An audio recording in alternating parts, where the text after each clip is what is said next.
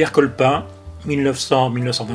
D'une occupation à une autre, ou le destin d'un jeune Flerçois. Octobre 1914, pour Pierre Colpin, alors âgé de 14 ans, commence une période de 49 mois sous occupation allemande.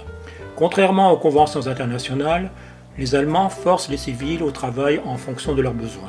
À 17 ans, Colpin, récalcitrant à la contrainte allemande, comme ces deux jeunes hommes, intègre un Zivilarbeiterbataillon, un bataillon disciplinaire. C'est un brassard rouge. Le traité de Versailles redessine les frontières de l'Allemagne. À l'est, la Pologne ressuscitée revendique, entre autres, la Haute-Silésie allemande.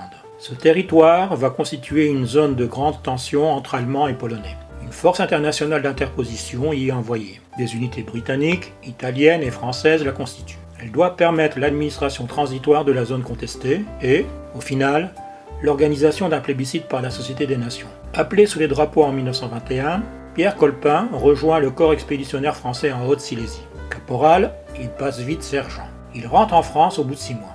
En 1922, après un stage à l'école spéciale des officiers de réserve de Saint-Cyr, il sort avec le grade de sous-lieutenant.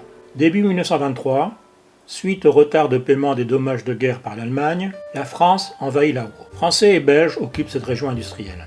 Colpin est nommé au 17e bataillon de chasseurs alpins qui fait partie des troupes d'occupation. Stationné à Bourg, il est chargé de la surveillance des voies ferrées. Le 10 mars, il est assassiné par des nationalistes allemands. Son corps est ramené d'Allemagne en France. Le 21 mars, le maréchal Franchet d'Esperet assiste aux funérailles nationales qui sont organisées à Lille. Colpin est ensuite inhumé à Flersbourg. Les inscriptions sur sa tombe témoignent des tensions de l'immédiat après-guerre. Une stèle honore sa mémoire dans le carré des morts pour la France.